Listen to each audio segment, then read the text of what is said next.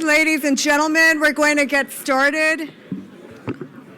I ask you to take your seats, turn off your cell phones to avoid any interruptions in the program. We have an exciting couple of hours planned for you. And of course, everything is exciting and entertaining in Surrey. And if you do not want your photo taken, please let the Surrey Board of Trade staff know. We do use photos for both internal and external publications.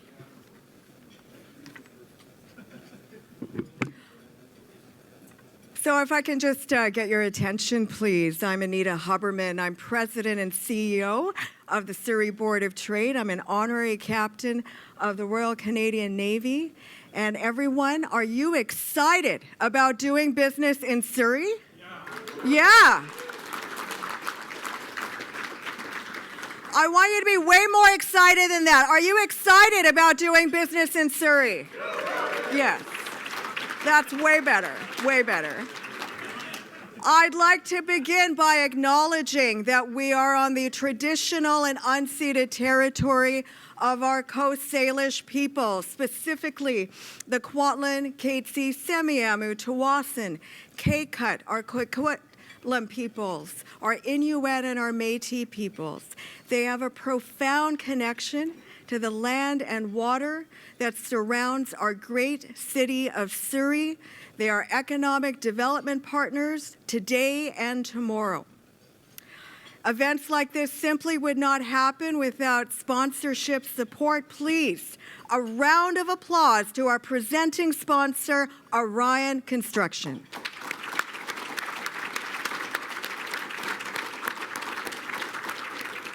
Our progress partners for the Surrey Board of Trade, our ongoing sponsors, are the law firm of Fasken, BDC, the Business Development Bank of Canada, Scotiabank, the Chambers of Commerce Group Insurance Plan, represented by SNF Group Benefits, and Western Community College.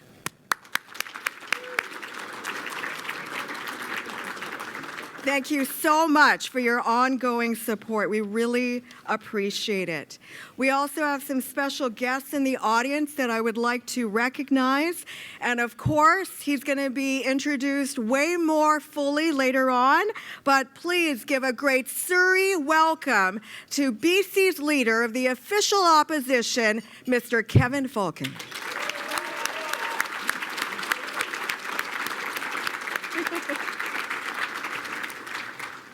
Trevor Halford, MLA for Surrey White Rock. Ian Patton, MLA for Delta South. Our mayor for the city of Surrey, Brenda Locke.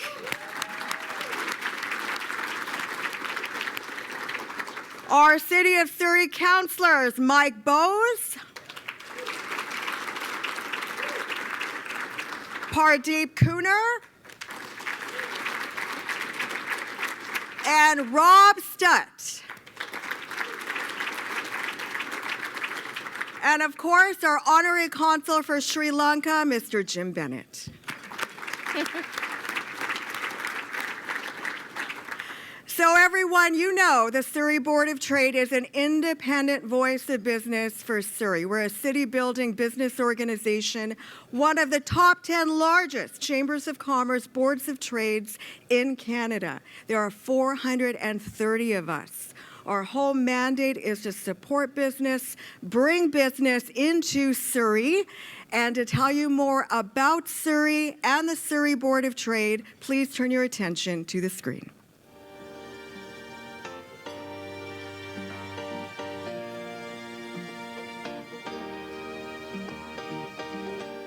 As one of the fastest growing cities in Canada, Surrey is an opportunity city.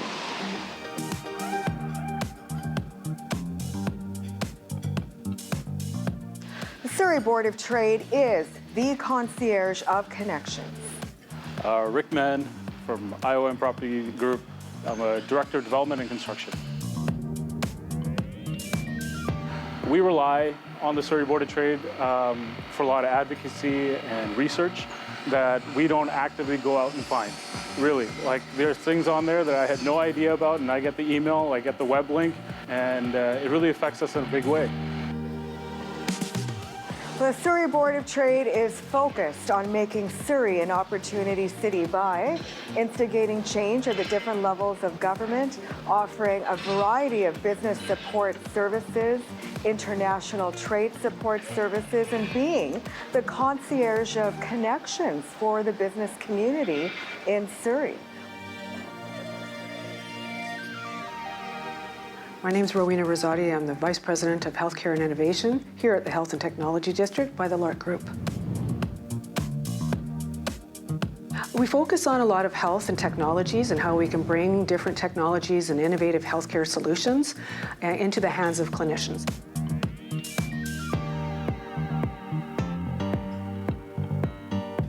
So there's a tremendous amount of information and support that Surrey Board of Trade offers to these companies, and it's an opportunity for me to be able to translate what the Surrey Board of Trade is doing for some of those companies and helping those companies to succeed.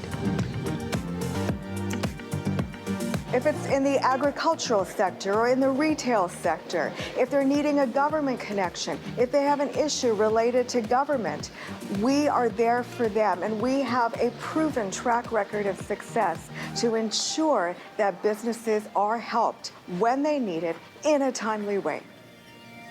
You know, the Surrey Board of Trade it's a great organization because anybody who is involved in that organization wants to be a more proactive member of the community.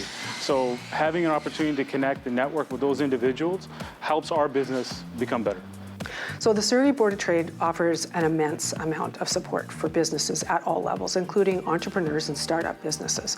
There are resources that help a business that they wouldn't necessarily be able to afford to contract on their own, and it allows those to be accessible, sometimes free of cost.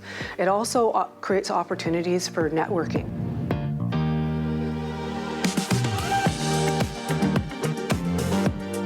Whether you're a new business that's just opening up shop in Surrey, Surrey Board of Trade has to be one of your top destinations. It will connect you with a lot of the great minds in the organization, a lot of great minds in the community that can help.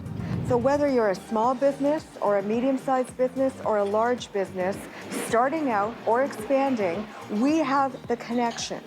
We have the resources to ensure that you have what you need during your journey as an entrepreneur.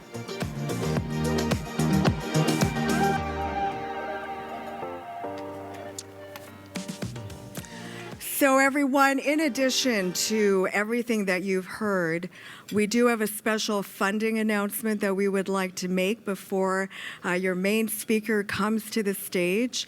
And we are being leaders in the city of Surrey, within BC, within Canada, to really address our workforce challenges, our skills shortage that we are facing in this country. So I ask the CEO of Progressive Intercultural Community Services Society, Mr. Sapir Chima, and the president of Western Community College, Mr. Gurpal Dhaliwal, to join me on stage. A round of applause for them, please.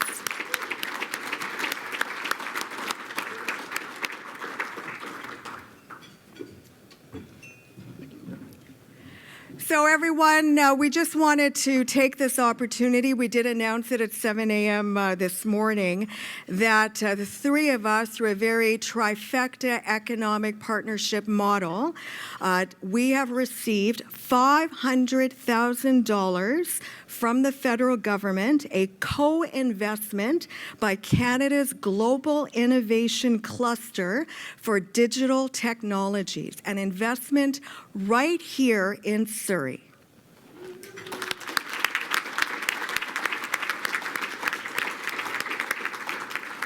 And so what does all that mean? Well, we are making Surrey a tech destination, not only within the nation, but also within the Cascadia Economic Corridor, all the way from California, including Surrey, to Vancouver. And we are focused together on a workforce development venture called Intercultural Digital Hospitality Accelerator Project. It's led by the Surrey Board of Trade. We have PICS, our Progressive Intercultural Community Services Society, that's providing employment services, career placement, training support. We're the highest intake city of newcomers and refugees. Every single person matters in this economy. And Western Community College is the education and training provider. And one of the key industry sectors that suffered during the pandemic is the hospitality sector. So we're focused together to ensure that our hospitality industry remains highly competitive and consistently evolves with a growing demand for workers in this digital age, also leveraging AI, artificial intelligence. So we're upskilling, we're reskilling existing hospitality workers, and we are addressing the need to diversify the industry's workforce. And next year, you're going to see Western Community College and the Surrey Board of Trade. We're going to unveil our second location, which will be termed the Surrey Technology and Skill Center in the Lark Group's Health and Tech District. So thank you so much, and we so enjoy working with you. And we're just going to have a brief photo up.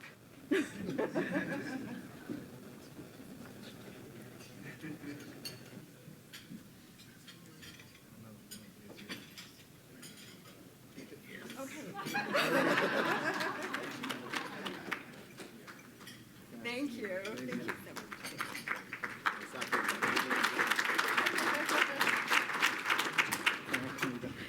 It's all about partnerships, and this is a partnership that we've been working on for the past 6 years on a variety of workforce development projects. Thank you so much, gentlemen. I really appreciate it. So, moving on, I just want to ensure that you know, Mr. Falcon, that, and I know you already know this, that Surrey is an opportunity city. We're going to be the largest city in British Columbia very soon. And of course, we have the largest manufacturing industry within British Columbia. A third of our population is under the age of 19. When we receive phone calls for businesses that are wanting to relocate to Surrey, we say this is where the human capital is. This is where the industrial land is. 1.3 million people are moving into the Metro Vancouver region, they're saying, in the next 15 years. Most of that population will be in Surrey, in the South Fraser economic region. We cannot be ignored anymore. And so, everyone, to tell you more about BC's economic vision from BC's leader of the official opposition, please help me welcome to the stage Kevin Falcon.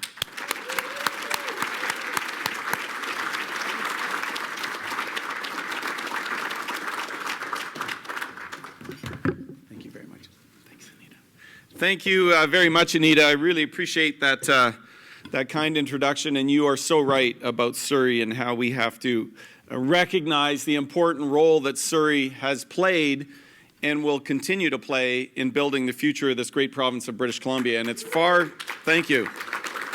And it's long overdue that Surrey get the kind of attention and respect that it truly deserves. And I can assure you that that's something, as a former MLA, proudly serving Surrey and Surrey-Cloverdale for 12 years, and now, though I've gone to Vancouver as an MLA, I want you to know my roots and my heart remain here in Surrey, so don't ever forget that.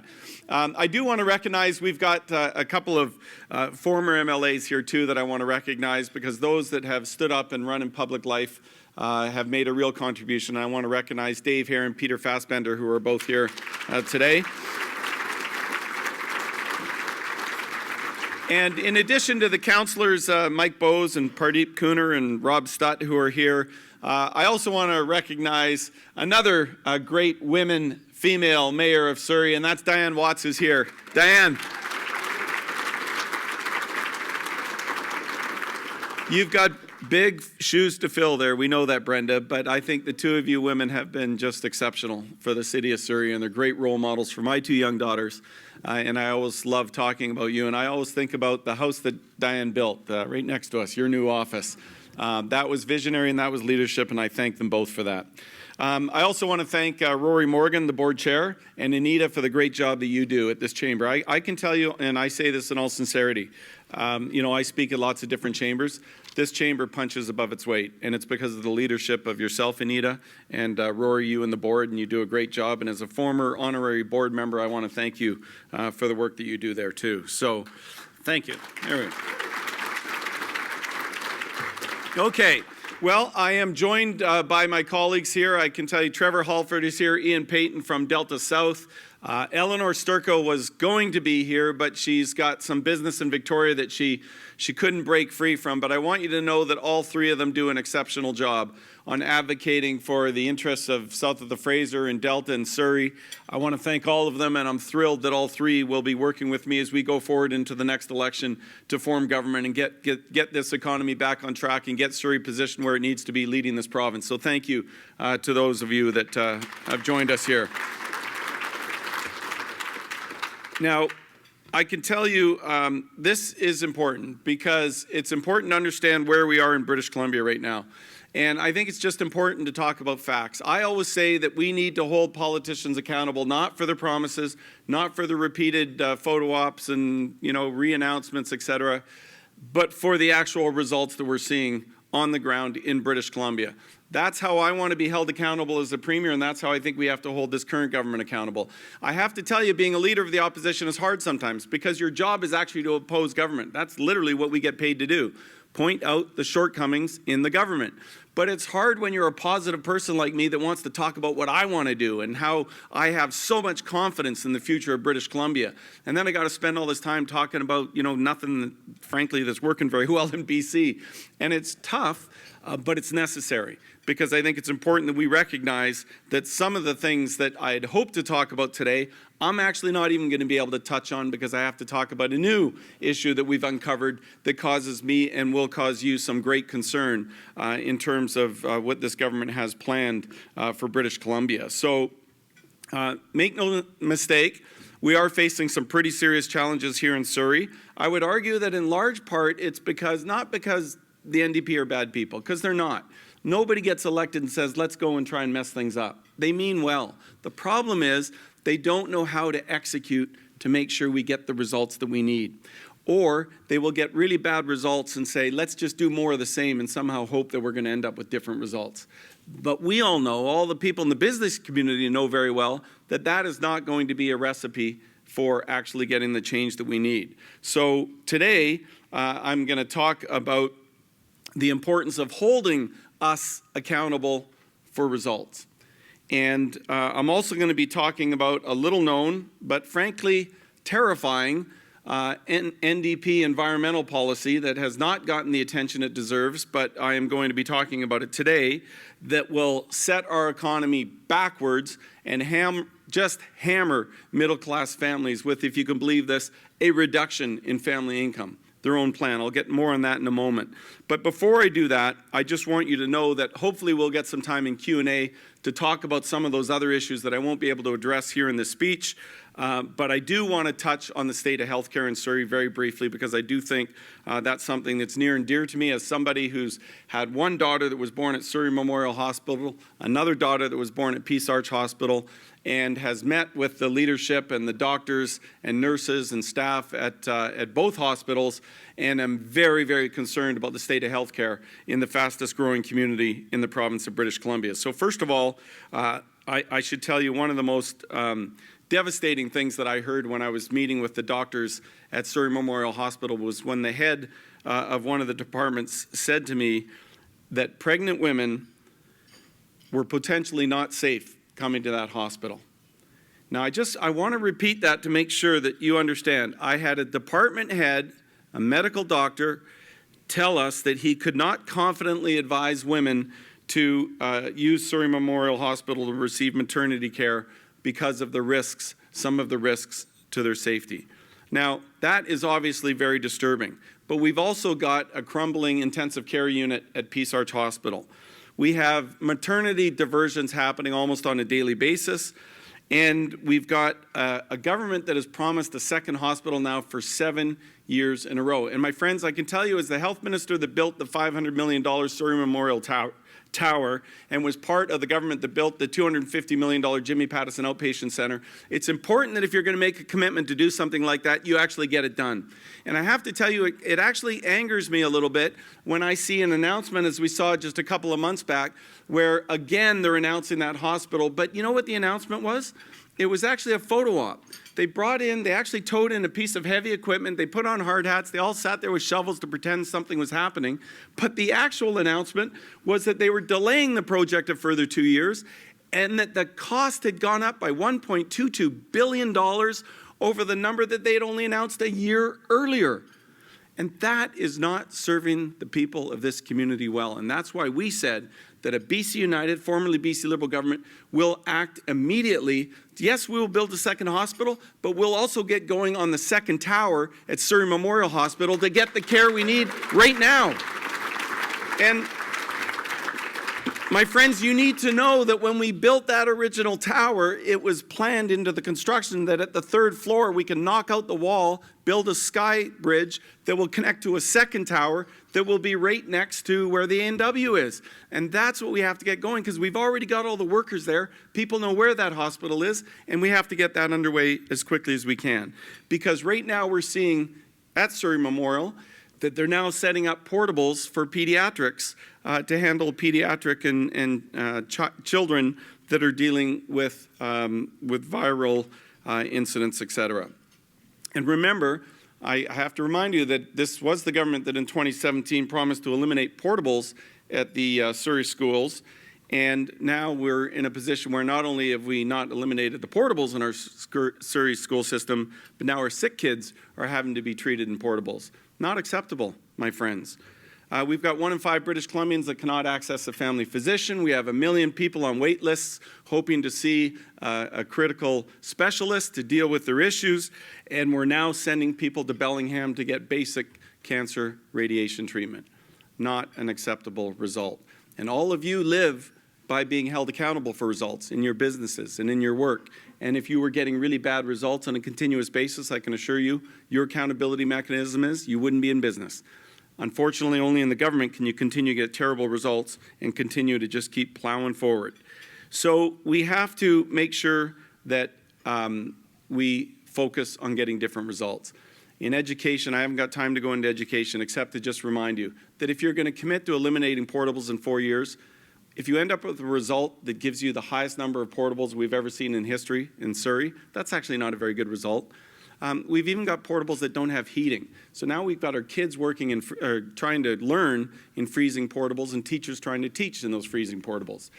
That is not acceptable either. None of these are good results. And so I can tell you that Eleanor, Trevor, Ian, myself, we're going to continue to fight to raise those awareness issues, make sure that the public understands that these are not good results, and we're going to hold the government to account to ensure we get different results so that we get different outcomes. But today I want to talk to you about an important issue that's facing all of us, no matter where we live in British Columbia. And that's the affordability crisis that we're all facing. And this is really important to understand because context matters. British Columbia, this is not me saying it, the media has reported this several weeks back, British Columbia is now officially the most unaffordable province to live in the entire country. Okay? And during this government's tenure, it's important to recognize during their tenure, they've introduced or increased 30 new taxes. They've grown the civil service by 36%, doubled the provincial debt, and we're now facing the largest deficit projected in provincial history.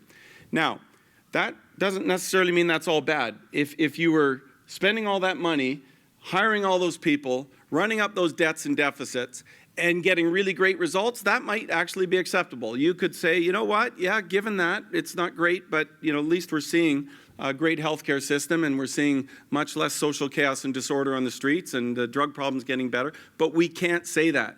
And so the problem we face that we as business people need to recognize is that when you've got those kind of results after spending all that kind of money and hiring all those kind of 137,000 new full-time employees, that's a real concern, because there's a total disconnect between the dollars being spent and the results that we're getting. But here's the thing. I'm glad you're all sitting, by the way, because you'll need to be, because this next bit is really deeply troubling. You might remember that back in 2018, the NDP announced with a lot of fanfare a so-called Clean BC plan that they announced and are currently spending millions and millions of your tax dollars to talk about how they're going to, this Clean BC plan is going to make everything so beautiful in British Columbia. Well, their own data, this is their data. I want to be clear about this. This is not my interpretation of the data. Their own data under their Clean BC plan that is buried deep in the appendixes show just how truly devastating economically this plan will be, leading us down a path as a province that is just very, very concerning. And again, I want to emphasize that this is data they don't want you to see. That's probably why it was buried in obscurity. Oh, there you go. Somebody is putting some of it up there in appendixes that they hope nobody would see. But here's the thing you need to know. Behind that glossy report, the splashy announcements, the expensive taxpayer-funded television ads and fancy website, they've swept this kind of data under the rug. Well, we noticed. And we've done some independent analysis of that hidden data has revealed the shocking truth about the NDP's destructive plan. And I'm here to tell you that this plan is going to kill jobs, shrink our economy, roll back family incomes, and potentially push us back into recessionary conditions right here in British Columbia. Now, you have to understand, I am a former Minister of Finance and Deputy Premier. I've spent time in the private sector and the public sector. I have never, in all my time in the private and public sector, ever seen government put together a plan where their own numbers in that plan lay out very clearly where we will end up as a province economically.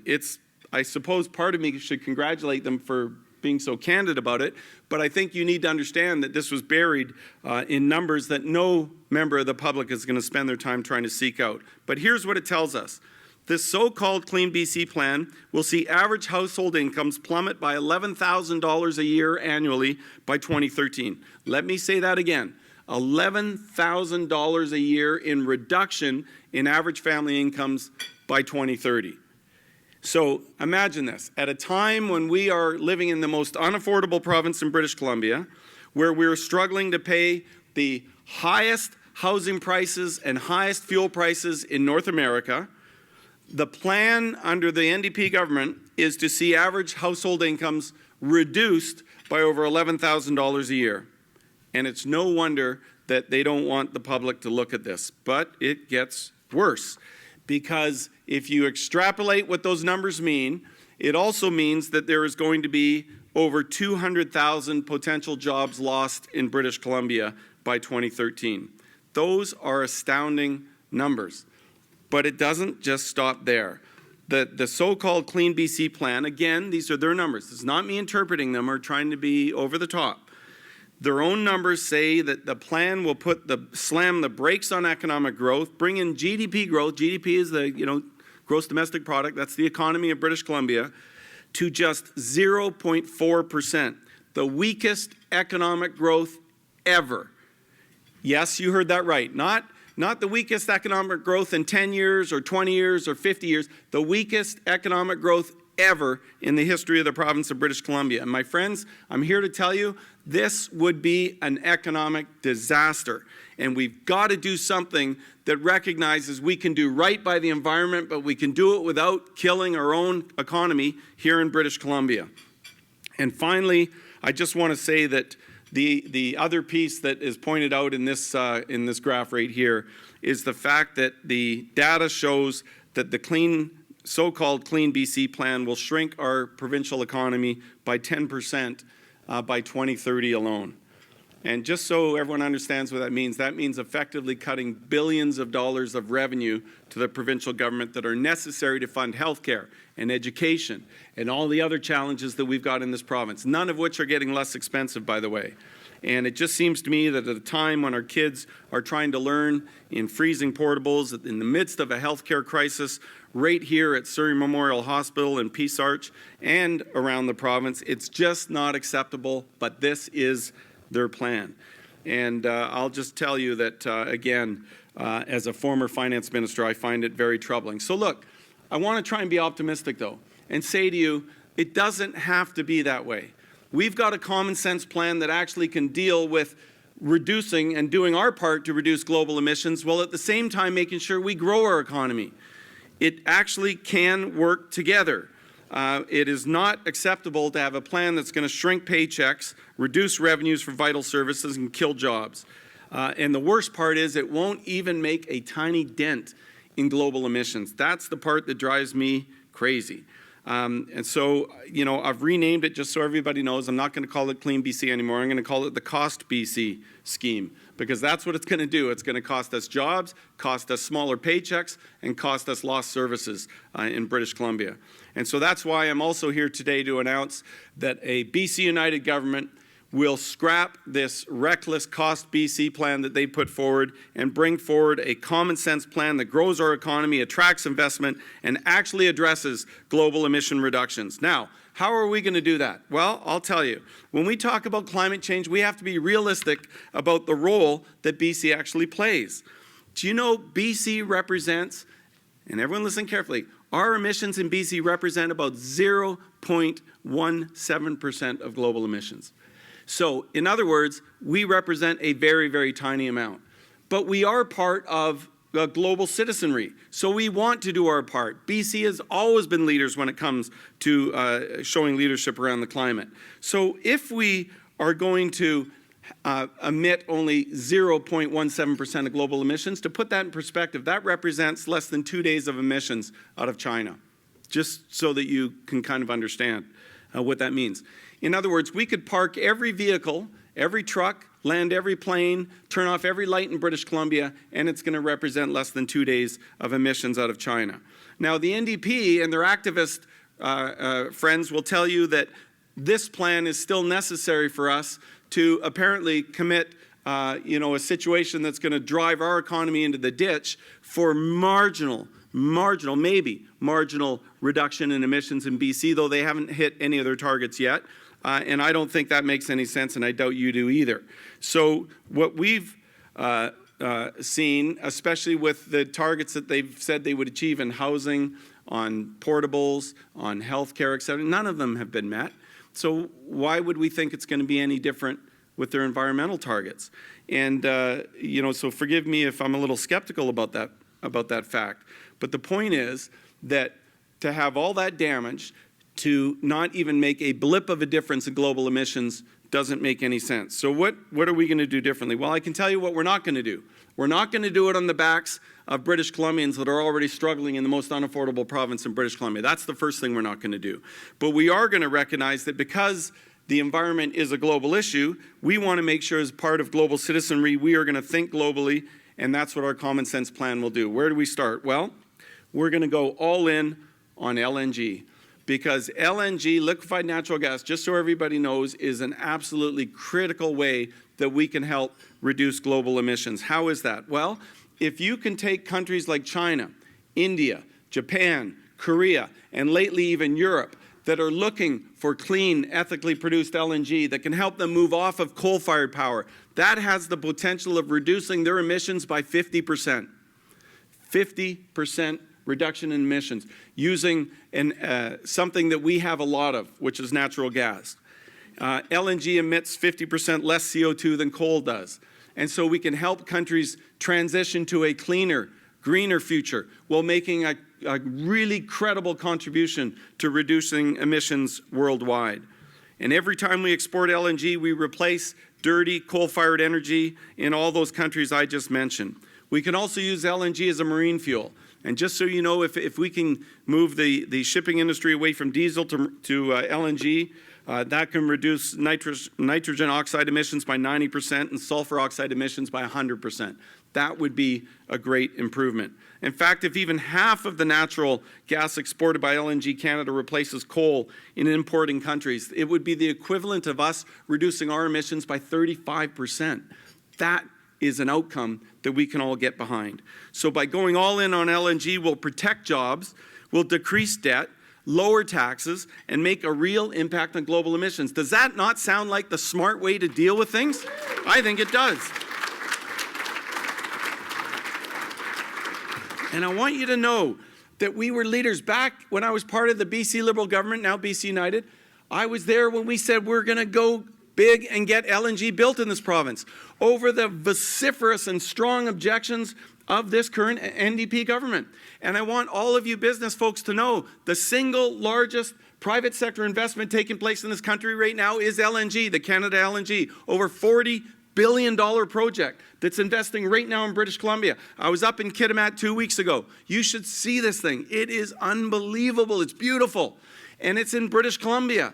And we're going to help the world transition. But remember, if we did not have that vision and that leadership to get that built, to go through all those opposing voices that said it shouldn't or couldn't be done, we would not have the benefit that we're going to see. It took vision and leadership, and we can be energy leaders again, and we will be through our own world-class clean energy. And the other thing we'll do is we'll prioritize. How do you like that one? Privatize ICBC, is that what I heard somewhere in the crowd? We will prioritize private sector innovation in key areas like carbon capture and storage and the electrification of the LNG sector to make it even greener and cleaner than it already can be. And while the NDP and their Cost BC scheme will see private sector investment flee the province, a BC United government will reinstate independent power production, something the NDP cancelled when they got elected. Independent power production allowed the private sector to come in and make investments in solar, wind, run-of-the-river power. Very, very important to add to our grid. And remember, they also opposed Site C. I was there in 2010 standing by Gordon Campbell in Fort St. John when we announced that we were going to build the Site C project. Again, over the vociferous opposition of this government. And you need to know this because here's the thing, vision matters. That decision was a hugely important decision. They produced a report when they got elected called ZAPT. And it said, we don't need Site C, we don't need this independent power production, that's why we're going to shut it down and cancel all these deals. By the way, over 90% of them with First Nations. They were great projects. But this government didn't understand. We've got a growing economy. We've got more people moving here. That means more people are going to be using power. That means we are going to need that. And that's why I kind of got a kick out of the fact that a few months ago when I saw David Eby step forward and say, have to admit, yes, we have to acknowledge that Site C won't be enough power for British Columbia. And oh, by the way, we're going to be, he didn't dare call it independent power production. He called it something else, third party, power is going to have to be part of our plan going forward. Well, no kidding, folks. But the thing you need to understand is just imagine if they were in government at that time and canceled that Site C project, which they would have done. They were very clear about that. They would have never gone forward. Canceled Canada LNG. Canceled the twinning of the Trans Mountain Pipeline project, 3 of the biggest projects in the province. Where would we be today? Where would you be? Where would the economy be in British Columbia today? We got to think about these kind of things. So what we are going to do is make sure that we not only go all in on LNG, but that we also make sure that we have a policy in place, a wildfire policy that says we've got to be proactive on dealing with wildfires. We had more emissions from forest fires this past season than all of the trucks, planes, and cars in British Columbia combined. Well, we got to stop that. And the answer isn't to do as the government didn't appoint another committee to go spend a year to come back and tell them what we already know. And that is make the investments now. Work with communities now. Work with the contractors and First Nations out there that know how to make sure that we can invest in prevention to ensure that we don't have forest fires in the future. That's what we're going to do as a BC United government. Start to be proactive and make sure that we stop future forest fires in British Columbia. But we're also going to invest in resiliency infrastructure, in the transportation network, in making sure we improve our dikes, in making sure that we're ready for the next flood or the next forest fire season so that we deal with these issues in a very progressive and forward-thinking way. So, my friends, while we recognize that climate change is a global issue, We also have to recognize it impacts all of us here at home. Our common sense plan is going to actually deal with it and prepare our province for the changes that we know are coming. But as I say, we're going to do it by being smart about how we make those investments. And, you know, part of that also means being smart about how we spend your money. And I just have to say this, that at a time when we're trying to have realistic solutions to the global issue, and we're focusing on the fact that this is the most unaffordable place in British Columbia, we also have to be smart about what we do with your tax dollars.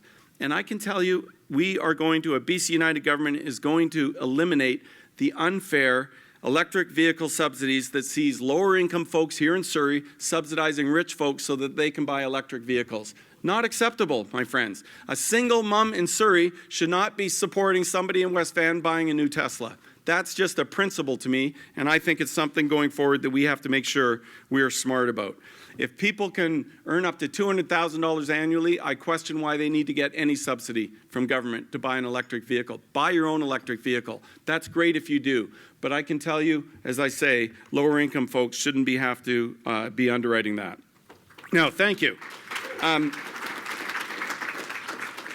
But I also want to say this. I made a major announcement several weeks ago that said that we were going to deal head-on with the affordability crisis in BC. Not talking about it, not making promises that we can't keep, but doing things that we can actually do for affordability. We said we would start by permanently eliminating the provincial fuel tax in British Columbia. That's up to 15 cents a litre savings for the folks in this province. 15-cent reduction in your fuel purchases, your diesel purchases, that is a difference that affects people every day. You know, a mom or dad in their minivan will save $20, up to $20 for every fill. A tradesperson in a Ford F-150, up to $35 savings every time they fill up their vehicle, which for many tradespeople will be weekly. That is a significant savings, but we went further than that. We also said that we were going to oppose any further increases in David Eby and Justin Trudeau's attempts to keep marching that tax up and, in fact, triple it over the next 7 years. Not going to happen. We'll continue to fight against that. We also said that if it's good enough to remove carbon tax from oil-heated homes on the East Coast, it's good enough to reduce it here in British Columbia on the West Coast on all natural gas, propane, or oil-fueled homes. That's only fair. And just to be clear about this, you know, we were proud to bring in North America's first revenue-neutral carbon tax back in 2008. The key words there being revenue-neutral. By law, every penny had to be returned to all of you in the form of lower income taxes and lower business taxes. The NDP, when they got elected, took away the revenue neutrality. They said, we're going to take it all into government. And they did. And then they more than doubled it. And now they want to more than triple it. Well, no way, no how. In the midst of an affordability crisis, we cannot accept that. And that's why I said if the federal government changes down the road, and if Pierre Poilievre becomes prime minister and says he's scrapping the carbon tax, it's gone in BC too. Because we are going to make sure we're not the only jurisdiction that's paying a carbon tax in in the country. I want to assure you of that too. So, my friends, I want to end where I began, and that's really to say this.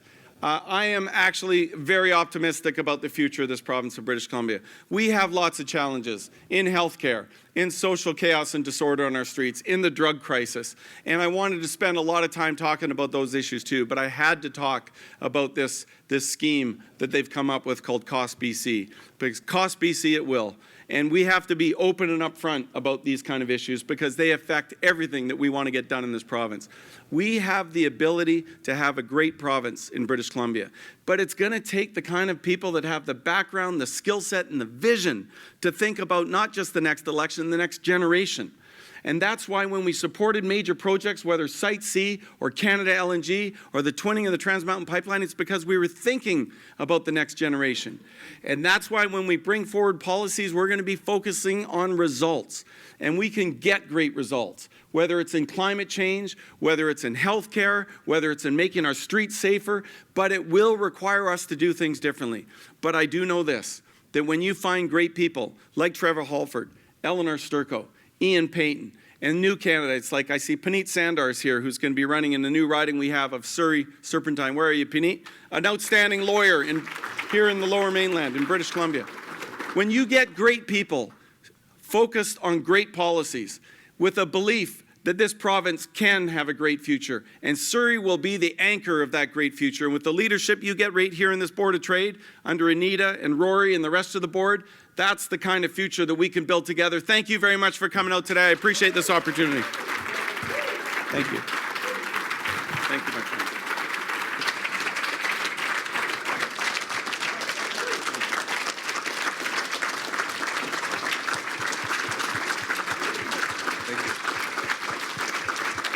Thank you. Thank you very much, my friends. I appreciate that. Okay. Okay, let's go to the question period. There's a microphone. Question period. I love it. In the middle of the room. We are recording today's event. It'll be shared on social media and all of our marketing streams. So please state your name, your company name, and your question very succinctly. And Kevin will respond also succinctly. So, Kevin, I'm going to pose the first question to you. And then we'll go to the microphone. And of course, I'm going to ask about if you became Premier of British Columbia, what would you do about this whole police situation that Surrey is facing? What a mess. You know, I think it's really important to understand, look where we've ended up. Now, just remember this. When the NDP government, when this whole process started under Doug McCallum, they didn't say a word. They allowed it to go forward and do nothing. Brenda got elected and said, we're going to go back. Still didn't say anything. Then suddenly, after sitting in the back seat of the car, if I can use that analogy, for 7 years, they decided now they're going to jump in the front seat and they're going to start driving. Okay, well, here's the problem. As I've said many, many times before, the public in Surrey, imagine this, after all these years, still doesn't know what this is going to cost the residents and the taxpayers of Surrey. That is totally unacceptable. So at minimum, government, if you're going to say you're going forward with Surrey policing, then you indeed have an obligation to tell Surrey taxpayers how much this is going to cost them. And we haven't seen that yet. And I'll tell you this, I want you to know where we're going to be, what we're going to be saying about this. We are going to hold them accountable for the results that this, frankly, bumbled transition is going to cause right here in British Columbia. And we're going to hold their feet to the fire, and we're going to continue to demand that they be forthcoming on what this is going to cost the taxpayers of this community. And that's, I think, our obligation as the official opposition. Okay. Thank you. Yeah, Dave here, former MLA from Surrey. My question to you, is it on? Yeah. My question to you, Kevin, is about SFU Surrey campus. Yes. In 2002, we started that campus with 25 full-time equivalent students there, which was around 9,000 students. And then back in 2006, Gordon Campbell, the Premier, signed the MOU, Memorandum of Understanding with the SFU Surrey, that by 2015, they would double the space. Yes. In the meantime, in Surrey, the population is growing by 1,500 people per month, and lots of young people, so the kids going to schools and universities. If you become a Premier, can you commit to us not only doubling, but tripling the SFU full-time equivalent students? Because that's what it needed. It doesn't need double anymore, because that double space numbers were not ever done either by our government at that time, by 2015, or up to now. So can you commit to maybe tripling the FTE at SFU Surrey than what we have now? Thank you. Sure. Thanks, Dave, and I appreciate that. And I was always proud to be part of the government that turned that white elephant tower that the NDP built when at the time they were thinking of it as some kind of tech center or something, and get SFU in there, and that's been such a great boon for this community. In terms of whether we triple it, Dave, the only thing I would say to you is I'd want to talk to SFU first to make sure I understand exactly what their needs are. But if the commitment is, will we expand seats in Surrey? For sure. But here's the thing that you need to know that I think is so important. This goes back to my whole point about holding government to account for results, including myself, by the way. I just want everyone to underscore this. If I become the Premier of this province, I want to be held accountable for the commitments we make. And I really mean that sincerely. Because I'm not trying to get elected because I need a job. I'm getting elected because I'm thinking about my kids' generation. And that means I want to get things done. And I want to be held accountable. So when government says that they're going to have an SFU medical program years ago in the last election, and we see no evidence of that, that's not good enough. We have to make sure that we follow through and get these things done. And expanding seats in Surrey makes a ton of sense in the fastest growing community in Surrey. So thank you, Dave. Karen Sidhu from Surrey Crime Prevention. We talk about youth in our city. A third of the population is under the age of 19. We have fantastic programs for youth in the city of Surrey. We have the SAFE program from the city of Surrey that just lost the funding is now gone from the federal government. Our programs at Surrey, we've had over 5,000 youth go through our programs in the past 11 years, 300,000 hours to the city of Surrey. We need to make an investment, a continued investment, piecemeal approach, having to write grants for programs that are successful, and then we don't get the grants and the programs now become defunct. So basically what I'm asking you, are you willing to make a huge commitment to the city of Surrey and the youth here, because we want to keep these kids living in Surrey. We want to give them the opportunities that their parents had. The new immigrants, 35% of my volunteers are international students who want to stay here. So I'd like to see a commitment from the government, the BC United, that you will be there to support the youth in our city. And Karen, can you just clarify what the SAFE, I'm not familiar with the federal government funded program. So SAFE was a program that had multiple organizations that were contributing to supporting families who had youth who were troubled and supporting the whole family. Okay. It was a great program, and unfortunately they lost their funding because it's depleted. Mayor Locke can speak to that probably better than I can, but it was great. Our programs have been around for 40 years. Our organization's been around for 40 years, but we're in a position right now where without funding, our programs are going to stop. Okay, well, thank you. Thank you for that, Karen, and thanks for the great work you've always done in the community. So, look, on that case, that sounds like a program. I'm not, what often bothers me about the federal government, they're actually very smart in their own way. They've been doing this to us for years. Even back when I was in government. They love to do grant programs because, they can announce them before elections, they provide grant funding, and then they just stop the funding whenever they feel like it. And it's very frustrating because it's not sustained, committed funding that we can rely on and the communities can start to really build a program around and get some successes.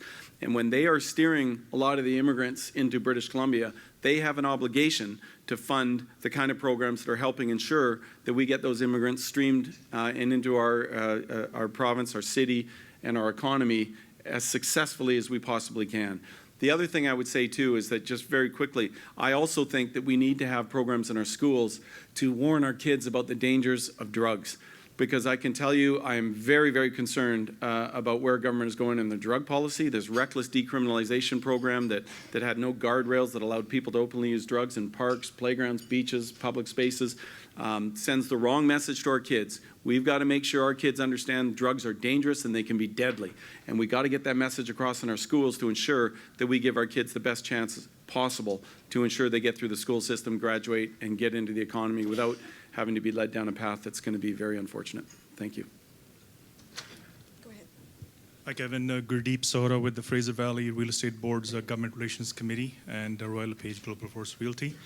My question to you is a very pertinent one, which is on everybody's mind today. The BC government has introduced a number of bills to deal with the housing file. Yes. So I want to know, and I think everybody in this room and everybody in British Columbia would like to know, what will a BC United government do to improve affordability and increase housing supply so that people like my friend over here, who is one of the largest builders in BC, can build more houses for all of us? Thank you, Gurdeep. This is very important. Now, again, remember, government, this goes back to results again. I always keep coming back to results. Government ran in 2017. The anchor commitment they made was two things. One, they're going to make housing more affordable. Number two, they're going to build 114,000 affordable homes in British Columbia in 10 years. Now, I can tell you, I was in the private sector at the time. Working for a housing developer. The NDPs like to say, oh gosh, he's a developer, this terrible thing. Well, actually, I got news for the NDP. It may not be the worst thing in the world to have somebody that knows a thing or two about housing as Premier of this province. That's just a gut instinct I have. I don't know what you folks think, but... And I'll tell you why. Because, again, going back to results, 7 years later, let's see how they're doing in those two key commitments. Well, housing is now the most unaffordable in North America, right here in British Columbia. That's not a very good result, my friends.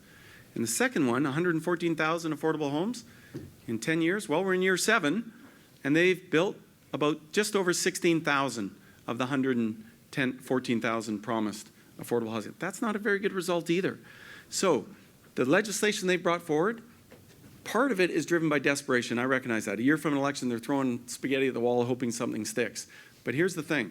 The one piece I do support is one I've been calling for, Bill 47, I've been calling for since I became leader of this party, and that is density along transit corridors. We need to upzone that density, create and make sure that that's in place so that you get the people moving to the areas that they don't have to drive.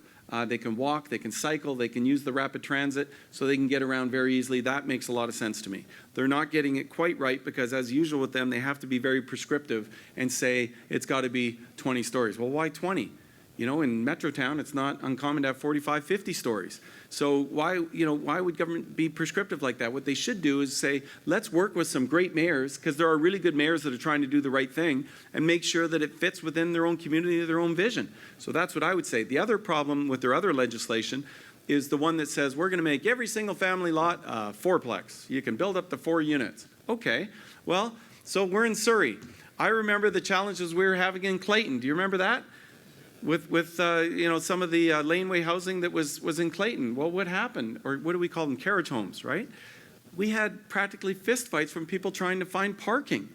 And it's really tough. If you take a street of 10 homes and say, we're going to make it 40 just like that, well, where is everyone going to park? And I thought that we were supposed to be moving away from urban sprawl. I thought the whole idea was that we were trying to get people densifying along transit and arterial corridors, right? If we're just going to say, open it up to, sprawl wherever, is that even going to get the results? Well, I can tell you in California, they tried this. It's been over a year. They've had virtually no take-up. In Victoria, they've put that policy in place well over a year ago. I don't think there's been a single application that's come forward. Portland, Oregon, same thing. They brought in a law that said you can do up to 4 units a single-family lot. Why is that? Well, probably because you're going to go in there and you're going to say, I'd like to put 4 units on this house. And they're going to say, okay, well, you got to upgrade the sewer, the water, the power. It's very expensive. That means this affordable housing you're talking about is suddenly not going to be that affordable. And so I just think it's not well thought through policy, Gurdeep. And that's the challenge that I see on everything they're bringing forward. They brought forward short-term rental legislation. Sorry, I'm going long on this, but I think it's important because it affects Surrey. And they said, we're just going to eliminate all Airbnbs in British Columbia. And we said to them, well, hang on a second. Like, have you thought this through? Because, there are some unintended consequences here. Here's some 4 amendments that might help you have this be successful legislation. And we said things, for example, like during major events like FIFA 2026 that's coming here to Vancouver, right? That's going to be a pretty big event. I think we can all agree on that. Taylor Swift is coming next year. That's a massive event. My daughters point that out to me every single day when they ask about tickets. But the point is, where are those 164,000 people going to stay if there's no Airbnb? So we had an amendment that said during major events, have a relaxation, allow us to have some options. Otherwise, people are going to be facing $1,200 and $1,300 a night hotel rooms. That doesn't make a lot of sense. They rejected all our amendments.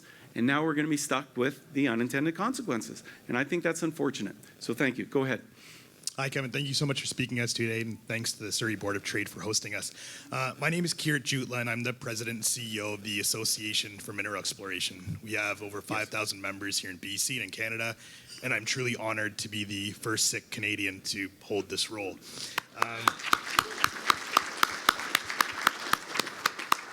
In the past 2 months, there's been almost like an avalanche of policy and items that have come down, and there's a lot of uncertainty in the future of mineral exploration and the critical mineral strategy and for capital market investment into our province. I have a strong vision of a very prosperous mineral exploration industry here in BC, and one that truly harnesses the amazing economic power of not only the businesses but the people of here in Surrey and in BC.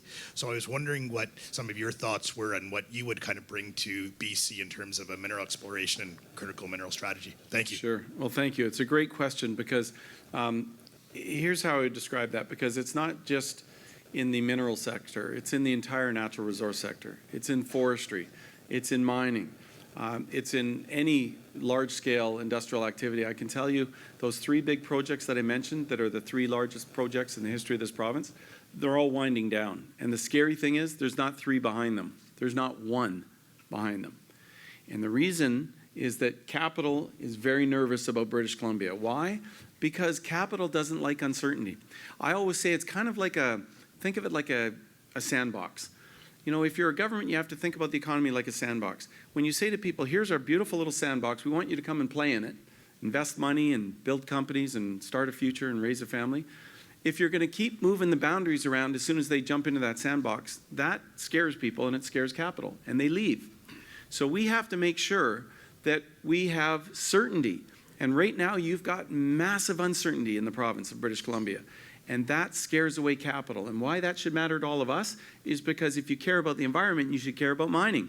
Why? Because all those electric vehicles, all the wind turbines, all the solar panels that we want to see on roofs, all require the kind of critical minerals, your cell phones too, by the way, that we have in abundance in British Columbia. So again, we can do our part in helping the world transition to that greener future, but we can't do it if we've got a government and policies that are scaring capital away and not allowing us to access those minerals. So thank you and congratulations on your new role. I'm sure you're going to do a great job in getting that message across.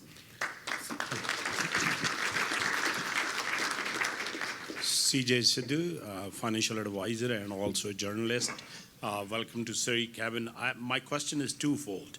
One is the foreign credentials. We have a shortage of doctors, nurses. NDP announced certain policies. How your policies will be better than those policies, because those will be not enough to fill the spots that we have. Another one is going back to your question of affordability. Is there is an influx of immigrants, and we need those students and stuff, and there is not infrastructure there to accommodate them, and there's a big challenge for Brondell Lock because most people are coming to Surrey. Thank you. Well, thank you, CJ. What the first part? Sorry. First is the foreign credentials for the doctors. Oh, foreign credentials. Yes. So thank you. Yeah, I want to address that because I think it's so important. So, first of all, understand that right now in BC, as you know, I mentioned earlier in the speech, 1 in 5 British Columbians don't have a family doctor. So, here's the thing that you may be surprised to hear: there are actually thousands of doctors, trained physicians. They're called international medical graduates that want to come and practice in British Columbia.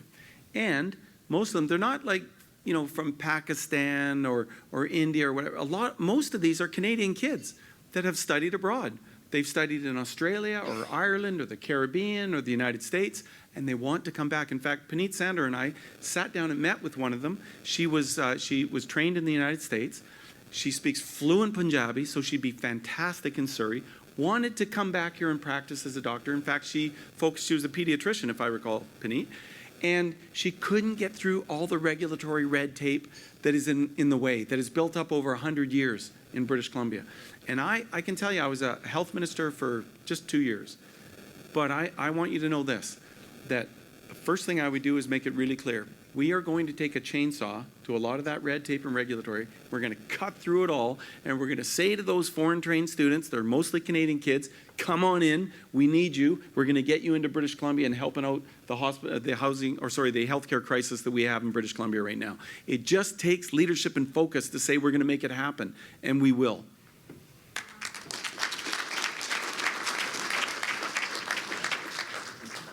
Hello, sir. My name is Karen. I'm with Kids Play Foundation. We're a youth-based organization. I'm here with my founder, Cal Desange. Essentially, a couple of things I wanted to... Oh, right there, Cal. Hey, Cal. And I'm also very honored to be in a room full of those that support us, those from Surrey Board of Trade, local businesses. This is how we fund ourselves, and this is how we provide programs for youth. We've had a little over 100,000 youth go through our programs, absolutely free of cost. Now, when we look at our challenges, I'll just give you a little story. 2 nights ago, we get a message from a mom who is raising 3 kids, 2 little ones and a teenager. Teenager that comes home high every day because of the abuse he's endured. So who are we to judge, once again? And he was a great student, went to school, did everything, but after going through very many abusive episodes, he no longer does not care. We had to sit in a meeting with his VP, who had to track him down in the school. First, he doesn't attend school very much. Second, his mom had court in the morning, then had to come to school, and we decided to support her by just being there. Not much we can do. And that VP had to track that kid down, who was very upset about having been tracked down to bring to the principal office. And when she said, "What is the most important thing to you?" he looked at her and said, "Money." And she said, thankfully, she's very respectful of it, she said, "You know what, for me too. I'm trying as well." She goes, "Why is money so important to you?" he won't tell us, he won't tell the VP about the disruptions at home and how difficult it is for his mom to raise them, for not being able to pay the mortgage because there's no support from the dad. Now, she wrote this message 2 nights ago after that meeting. She said, I was ready to go back to my abusive husband because I realized I can no longer raise my 3 kids on my own. And that was very alarming.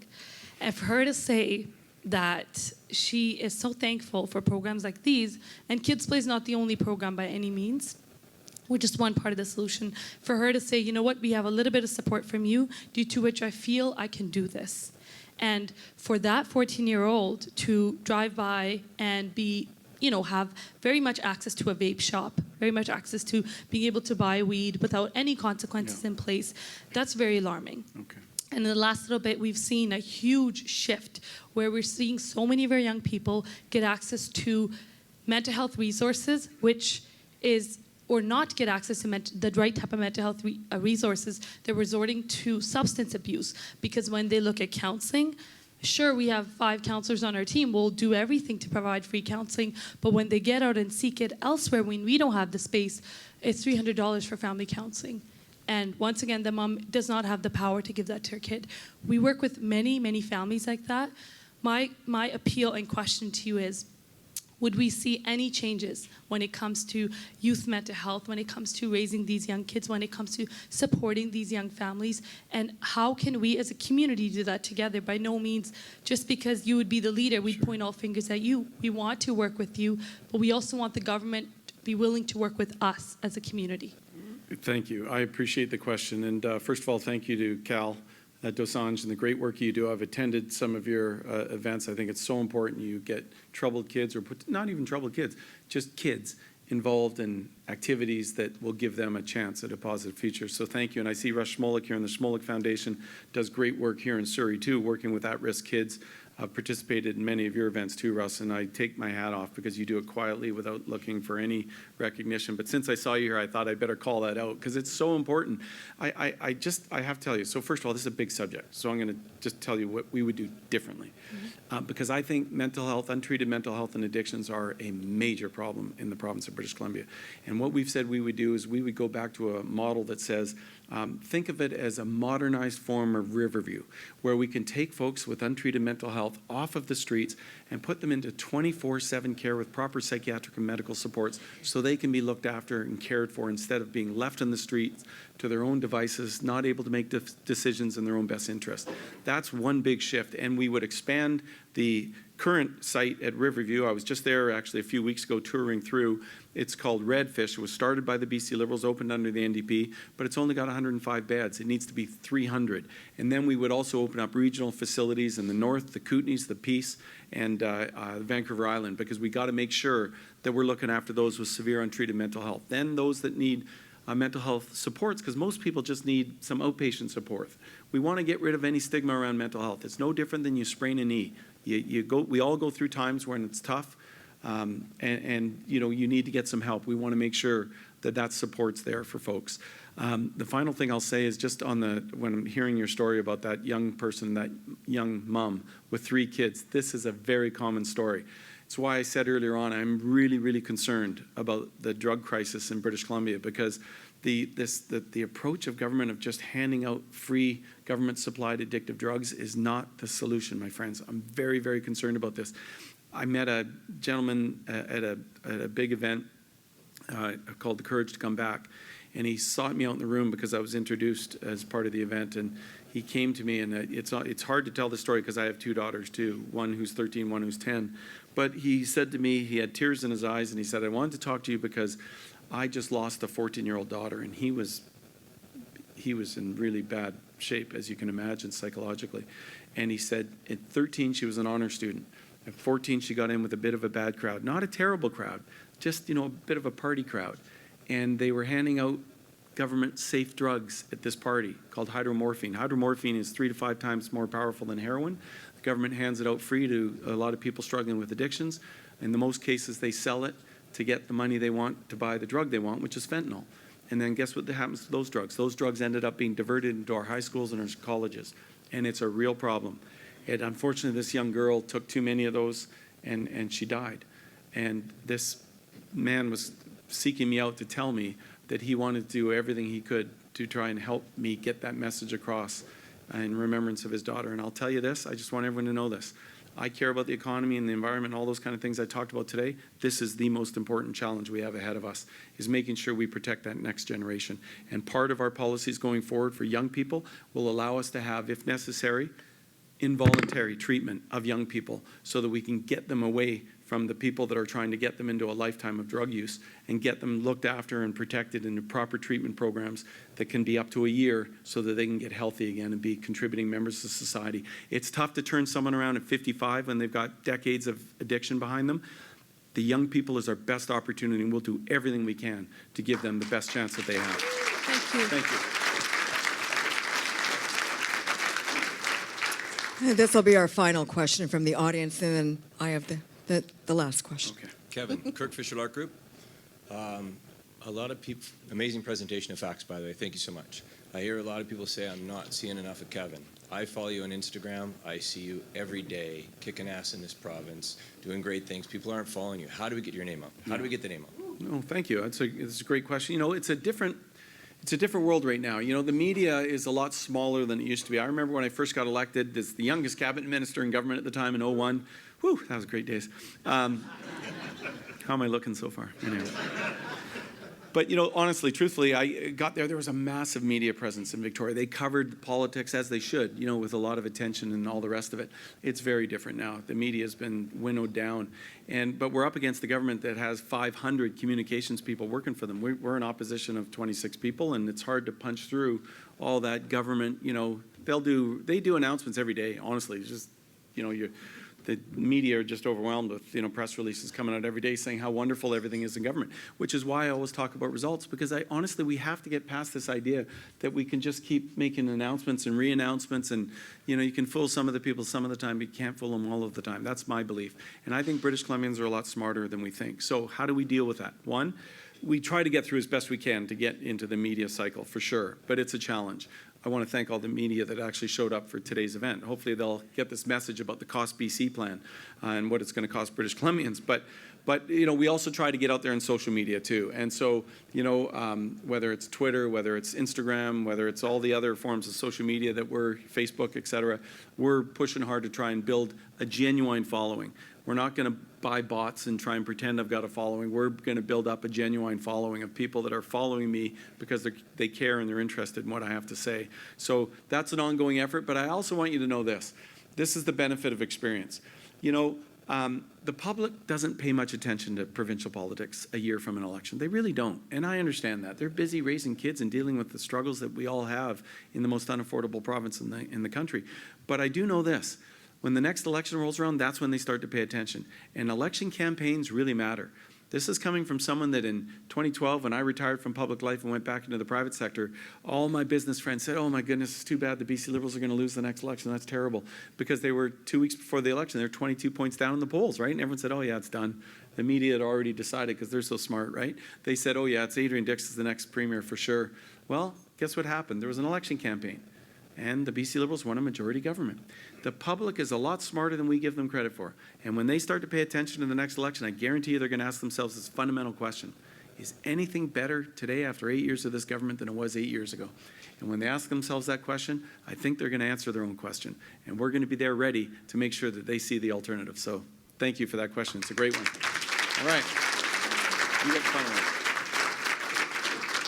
So, Kevin, this is a business audience, and, you know, being an entrepreneur these days, it is tough.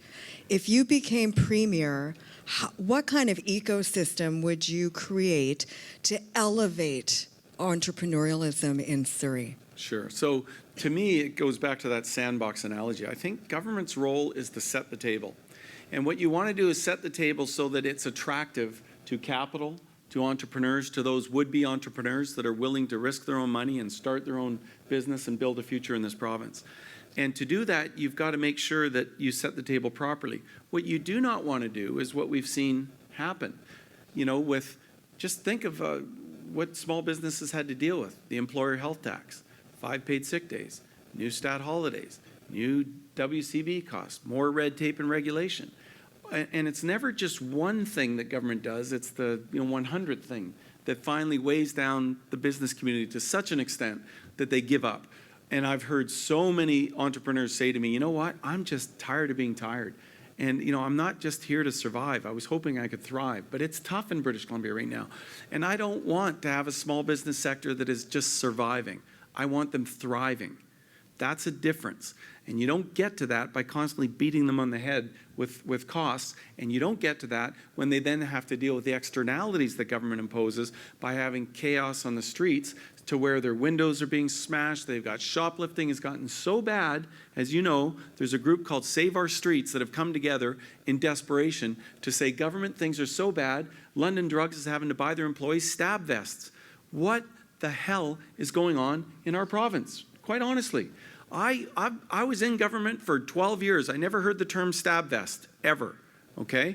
So we've got a big problem here because, you know, how are you supposed to hire employees, especially women, to come work in your retail outlet? Because small retailers, especially in small businesses and restaurants, they don't have the dollars to buy stab vests, you know, but they're struggling. And so that means that we've got a government that gets the fundamentals right again, makes our streets safe. That's why we're going to hire and fill the 500 vacant police positions we have in this province, because we want to make sure we got police officers protecting our communities. That's why we're going to make sure that we look at the costs the government's imposing on the small business sector, and we say, how do we reduce those costs so that you feel like you want to invest in this province and build a future here? It's going to take some leadership, and it's going to take people that frankly have some private sector background, none of which, virtually all of them, don't. And I think that unless you have that background, you understand what's involved with starting a business and the risk capital that's involved and how hard you're going to have to work, I think you're not going to come up with the kind of policies that are going to, you know, give those people hope. I really believe that. Everyone, a round of applause for Kevin Falcon. Thank you.